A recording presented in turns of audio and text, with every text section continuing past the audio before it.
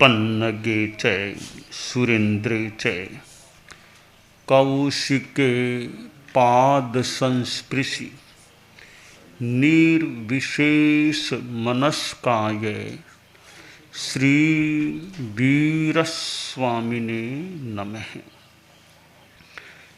आर्षवाणी में कहा गया है, सवणे नाणे बिन्नाणे पच्चखाणे य संजमे अनन्हवे तवे चेव बोदाणे अकिरिया सिद्धि। आदमी संपर्क करता है,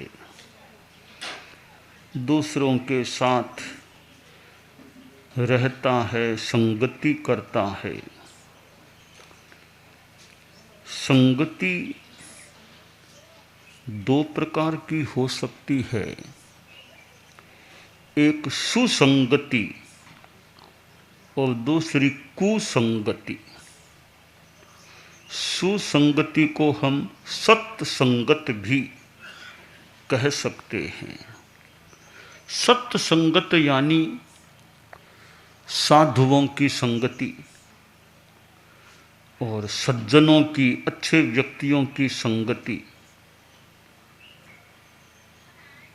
और कुसंगति यानी कुछ ऐसे व्यक्तियों के संपर्क में रहना जिनसे खराब संस्कार मिल जाएं।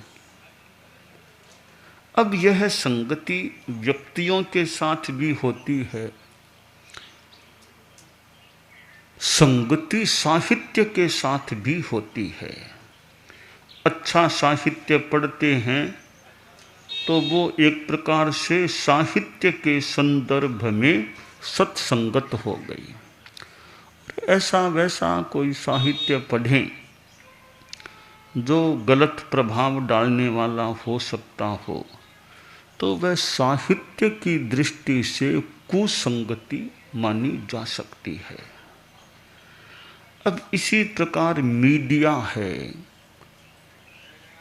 टेलीविज़न और सोशल मीडिया, इनमें भी सुसंगति भी हो सकती तो कहीं कुसंगति भी संभवतः हो सकती है। तो संगति का हमारे मन पर प्रभाव पड़ सकता है। हम आँखों से जो देखते हैं, कानों से जो सुनते हैं, उसका प्रभाव हमारे भीतर तक हो सकता है। अब देखने में भगवान महावीर का फोटो सामने आ जाए, कोई पुस्तक और उस पर भगवान महावीर का फोटो है, या ऐसे ही कोई फोटो है, और यहाँ तक कि मूर्ति भी भगवान महावीर की है, स्टेचू है, मूर्ति है। अब वो हमारे, यानी हम लोग जो जैन धर्म से जुड़े हुए हैं और भगवान महावीर से मान लो श्रद्धा से जुड़े हुए हैं और उनको वीतराग के रूप में हम मानते हैं, तो भगवान महावीर की फोटो, चित्र, स्टेचू, मूर्ति ये आँखों के सामने आते हैं, तो वो आने से भीतर में कोई श्रद्धा का भाव, अच्छा भाव उत्पन्न हो सकता है। आचार्य भिक्षु की फोटो आ जाए, गुरुदेव तुलसी की फोटो आ जाए, आचार्य श्री महाप्रज्ञ जी की फोटो सामने आ जाए, चूंकि एक तो हमारा एक गुरु शिष्य का एक संबंध है, आचार्य भिक्षु हमारे परम एक मान लो जनक हैं हमारे समुदाय के, हम उनके दर्शन, उनके विचार से संपृक्त हैं, और जिनका उनके प्रति एक, उनकी साधना के प्रति एक जो आस्था, श्रद्धा का भाव है, तो अपने श्रद्धेय की फोटो, जिनमें साधना की चीज है, उनकी फोटो, चित्र, ऐसी चीज सामने आती है, मूर्ति, स्टेचू भी सामने आ जाए, तो वो आँखों के माध्यम से एक अच्छा प्रभाव हमारी चेतना पर पड़ सकता है। अब अगर हम कोई ऐसा वैसा चित्र मान लो आ गया, कोई हिंसा का चित्र के कोई किसी को मार रहा है कर ऐसा चित्र सामने आ गया, तो वो हो सकता है हमारे मन में श्रद्धा का भाव पैदा न हो। तो ये आंखों से जो दृश्य हम देखते हैं तो उसके साथ भी हमारी मानो संगति होती है। इसलिए बुरा देखो मत, बुरा सुनो मत, बुरा बोलो मत, बुरा सोचो मत, बुरा करो मत। कुछ भी बुरा नहीं, न बुरा देखना, न बुरी बातों को सुनने में रस लेना, न बुरी बात जबान से बोलना, न दिमाग में किसी के प्रति बुरा सोचना, न अपने हाथ आदि से बुरा काम करना। अच्छा देखें तो अच्छा देखें, सुने तो अच्छा सुने, बोलें तो अच्छा बोलें, सोचें तो अच्छा सोचें, कुछ करें तो किसी का अच्छा करें, कोई अच्छा काम करें। तो बुरा नो, बुरा नहीं, अच्छा यस, अच्छा करना नहीं और हाँ। बस जिंदगी में हमारे यह एक विचार अच्छा पक्का बन जाए, बुरा कुछ नहीं करना, जो करना हो तो अच्छा करना। इससे हमारा जीवन अच्छा बन सकता है। और फिर संगति भी कि अच्छे शब्दों को सुनेंगे तो शब्दों के साथ यानी अच्छे के साथ हमारी संगति हो रही है, अच्छी चीज़ देखेंगे। अब एक साधु महात्मा को हम देखते हैं, संत पुरुष को देखें तो हमारे मन में एक अलग, आपके मन में अलग भाव, एक और किसी को ऐसे ही देखें तो वो भाव पैदा न हो। तो यह संगति हमारे भीतर कोई इम्प्रेशन मानो छोड़ने वाली होती है। इसलिए यह सत्य संगति की जो बात आती है, यह भी कि सत्संगति करेंगे तो गुड इम्प्रेशन, अच्छा प्रभाव हमारे भीतर में जाएगा, अच्छा पड़ेगा। इसलिए संगति करें तो फिर अच्छों की करें, अच्छे आदमी की। साधु पुरुष हो तो बहुत ही बढ़िया, वरना सज्जन आदमी, साहित्य में अच्छे साहित्य की, मीडिया आदि में भी अच्छी चीज़ों को अगर देखते हैं। अब मीडिया में आप संत पुरुष का प्रवचन सुनेंगे, मान लो आचार्य श्री तुलसी की मान लो वाणी कोई आए, आचार्य महाप्रज्ञ जी की और की, तो अच्छी वाणी, अच्छी बात ज्ञान की और धर्म की, तो वो इसका मतलब आप अच्छी बातों से आपका संगति, आपका संपर्क हो रहा है। तो साधुओं की संगति तो बहुत ही अच्छी बात है। यहाँ तक जो कहा गया है कि एक घड़ी आधी घड़ी, आधी में पुण्य आध, तुलसी संगत साध की हरे कोटि अपराध। कि एक घड़ी की भी साधु की संगति मिल जाए, कि एक घड़ी तो नहीं तो आधी घड़ी भी मिल जाए, कि आधी भी घड़ी का टाइम नहीं तो पाव घड़ी की भी साधुओं की संगति है, वो भी कल्याणकारिणी बन सकती है। तो साधु नाम दर्शनम पुण्यम तीर्थभूता ही साधव है। कि साधु तो तीर्थ हैं, जंगम तीर्थ हैं, उनके दर्शन भी अपने आप में पवित्र हैं, पुण्य हैं। और साधु पुरुष जो त्यागी हैं, अहिंसक हैं, तन कर मन कर बचन कर, देतन काहू दुख, तुलसी पातक झड़त है, देखत बाको मुख। कि जो साधु शरीर से, मन से, वाणी से किसी की हिंसा नहीं करते, ऐसे अहिंसा मूर्ति साधु का श्रद्धा से दर्शन करने से भी जो एक भीतर के पाप हैं वे झड़ सकते, यानी कर्म निर्जरा हो सकती है।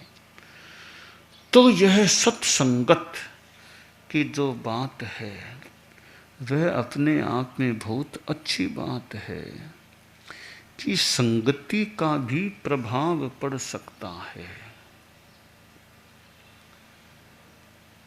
तो जो सामान्य आदमी है वह बुरी संगति में जाने से बुरी आदतों वाला बन सकता है। वो अच्छी संगति में रहेगा तो उसमें अच्छे संस्कार आ सकेंगे।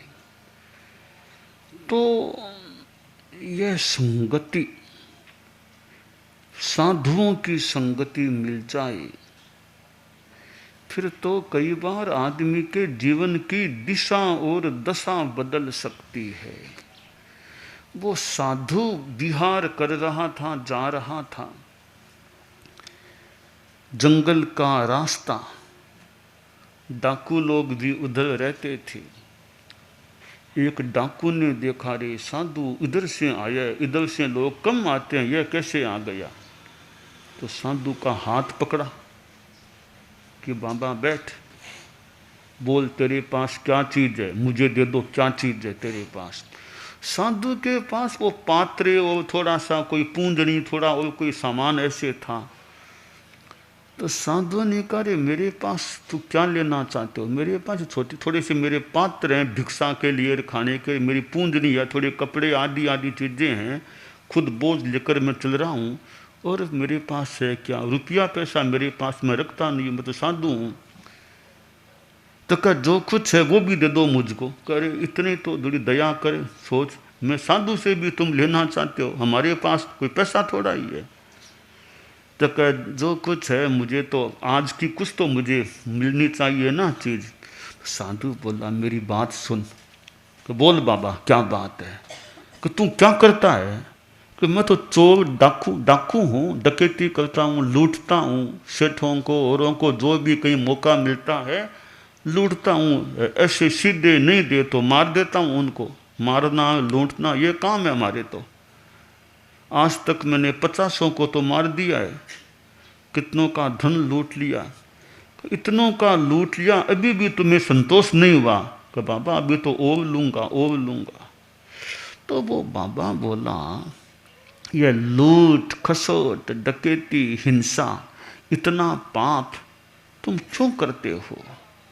कि बाबा इतना बड़ा मेरा परिवार है, लोग हैं, सबका भरण पोषण करना है, तो ये सब काम करने पड़ते हैं मुझे। कि ये सब पाप के काम हैं, पाप लगता है, पाप का बंद होता है, डकैती चोरी हिंसा मार काट हत्या। कि बाबा पाप धर्म तो जो भी होता है कि नहीं पाप है। तुम इतने लोगों के लिए, परिवार के लिए करते हो, जब पाप का फल भोगना पड़ेगा तब परिवार के लोग तुम्हें सहभागी बनेंगे क्या? कि जरूर बनेंगे। मैं उनके लिए करता हूँ तो वो भी मेरे सहभागी बनेंगे पाप का फल भोगने में। कि पहले पूछ के तो आ, वो पक्के है ना पाप के फल भोगने में सहभागी बनेंगे, पक्की बात है ना? क्या पूछना है, वो तो मेरे ही आदमी है, मैं कहूँगा वैसे कर लेंगे। अरे पक्का पूछ के निर्णय कर। तुम्हारा घर कहाँ है? कि घर तो ये पास में ही है, 100 मीटर के आसपास इधर है, तो पूछ के आ जा।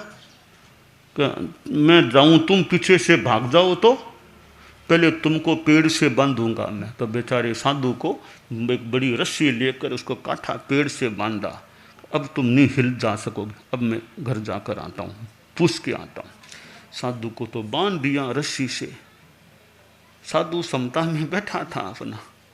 अब वो घर गया, परिवार वालों की इमरजेंसी वो तत्काल मीटिंग बुलाई कि सब आओ बात करनी है।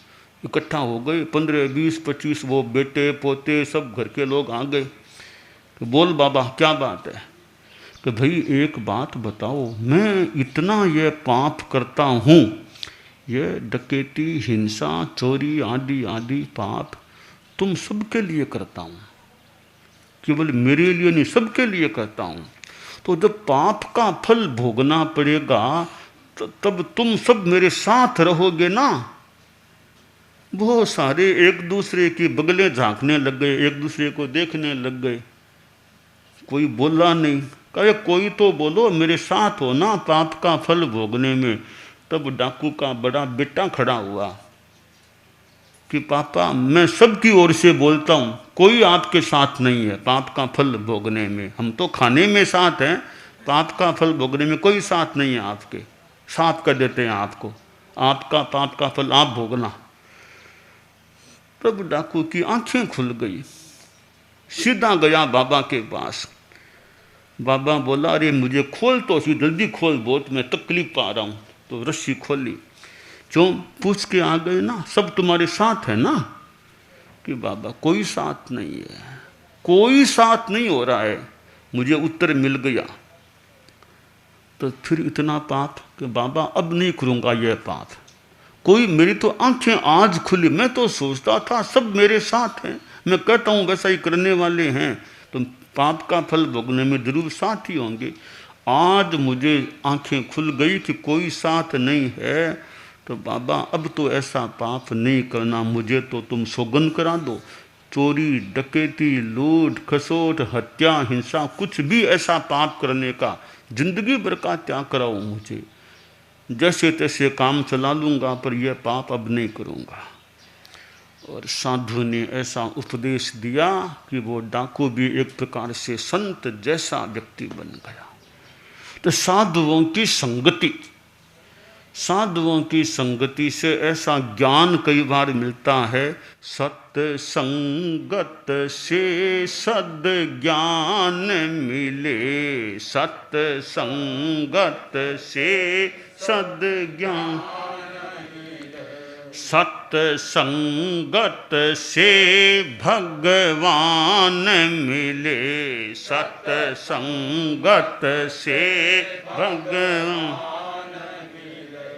पानी से पौधा फलता है, पानी से पौधा फलता है, सत्संगत से सुख मिलता है, सत्संगत से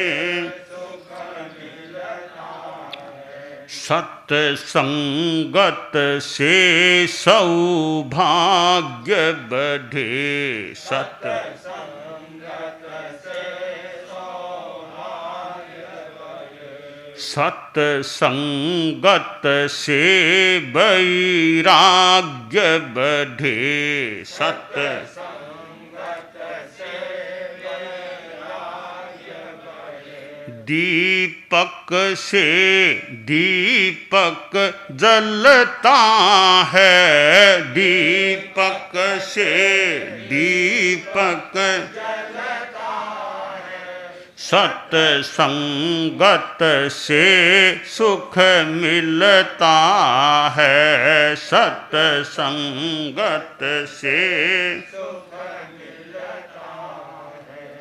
कपड़े को जैसा रंग मिले, कपड़े को जैसा रंग मिले, मानव को जैसा संग मिले,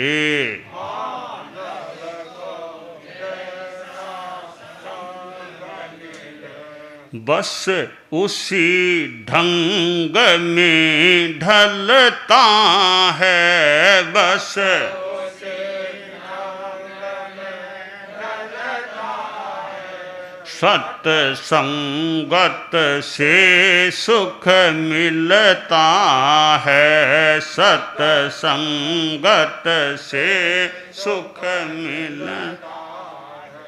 जीवन का कण कण खिलता है, जीवन का कण कण खिलता है, सत्संगत से सुख मिलता है, सत्संगत से सुख मिलता है।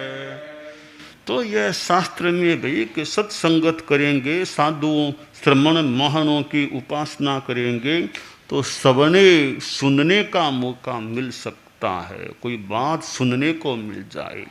आप लोग बैठे हैं, हमारे हम संत लोग, तो कोई सुनने को बात मान लो मिल रही है, तो सुनने को मिल जाए, सुनेंगे तो ज्ञान मिलेगा, सुनने से फिर ज्ञान के बाद विज्ञान विशेष हेय उपादेय का विवेक, क्या छोड़ने लायक है, क्या ग्रहण करने लायक है, वो एक जानकारी हो जाती है। फिर आदमी को पता चल गया ये छोड़ने की चीज़ है, हिंसा झूठ नशा चोरियाँ छोड़ने के हैं, और संबर निर्जरा ये ग्रहण करने के हैं। आदमी कोई हिंसा का त्याग, कोई झूठ का त्याग, चोरी का त्याग, नशे का त्याग, लड़ाई झगड़े का त्याग आदमी छोड़ता है।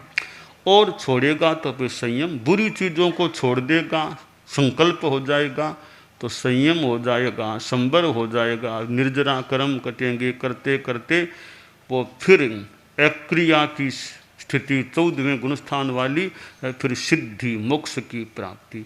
तो सत्संगत है वो मोक्ष तक पहुंचाने वाली, निमित्त या कुछ भी मान लें वो बन सकती है। इसलिए यह बहुत अच्छी बात है कि संतों की संगति करना, त्यागियों की संगति करना, ऐसे गुरु मिलें, ऐसे साधु मिलें जो त्यागी हों, तो त्यागियों की संगति, और फिर अपने जीवन में त्याग जितना आ सके, साधु जितना त्याग सबके न भी आए तो कुछ अंशों में भी त्याग बढ़ जाए, असंयम कम हो जाए, संयम की वृद्धि हो जाए, तो हम अपने जीवन में ये अच्छी संगति करने का प्रयास रखें।